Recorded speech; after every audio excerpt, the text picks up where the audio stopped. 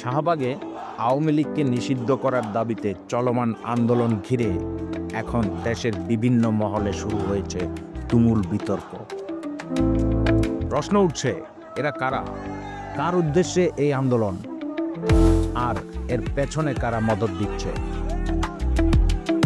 জানা গেছে, আওয়ামী লীগের সাংগঠনিক কার্যক্রম নিষিদ্ধ ঘোষণা করার পর আন্দোলনকারীরা জাতীয় সঙ্গীত গাওয়ার উদ্যোগ নেয়।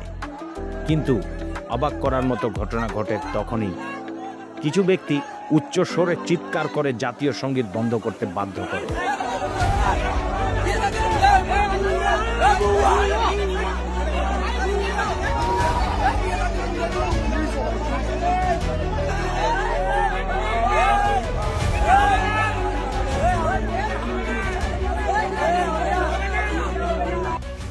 ফলে মাঝপথেই থেমে যায় সেই সঙ্গীত। প্রিয় দর্শক, এখন প্রশ্ন, এ কেমন স্বাধীনতা যেখানে জাতীয় সঙ্গীত পর্যন্ত তেঁতো মনে হয়? তাহলে কি ধরে নিতে হবে এই গোষ্ঠী স্বাধীনতা বিরোধী? তারা কি 1971-এর অর্জনকেই অস্বীকার করতে চায়? অন্যদিকে গরমে অস্থির মানুষকে স্বস্তি দিতে সেখানে পানি ছিটিয়েছে সিটি কর্পোরেশন। অবস্থা দেখে প্রশ্ন উঠছে, এই কি সরকারের পরিকল্পিত আন্দোলন? যেখানে আন্দোলনকারীরা আওয়ামী লীগের নিষেধাজ্ঞা দাবি করছে, সেখানে আবার নতুন করে আওয়াজ উঠেছে বিএনপিকেও নিষিদ্ধ করতে হবে। কিছু বলবেন কিনা? এর উদ্দেশ্যে আমার কথা হলো, আওয়ামী লীগ বিএনপি ভাই ভাই, দুই দলে নিষিদ্ধ চাই। এই বিএনপি এখন আওয়ামী লীগ চলে গেছে, শুধু ব্যক্তি পরিবর্তন হয়েছে, আওয়ামী লীগের জায়গায় বিএনপি এসে দাঁড়াইছে।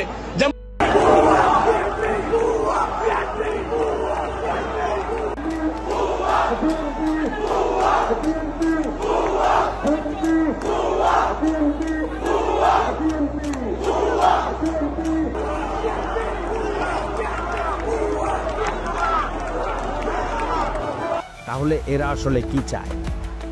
স্বাধীনতার পক্ষের সব শক্তিকে নিষিদ্ধ করতে চায়, নাকি স্বাধীনতার পক্ষে কথা বললেই এরা শত্রু মনে করে?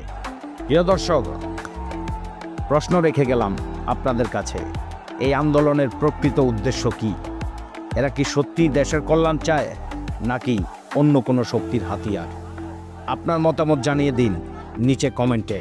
আমরা আপনাদের প্রশ্নের জবাব খুঁজে আনবো সত্যের পথ থেকে।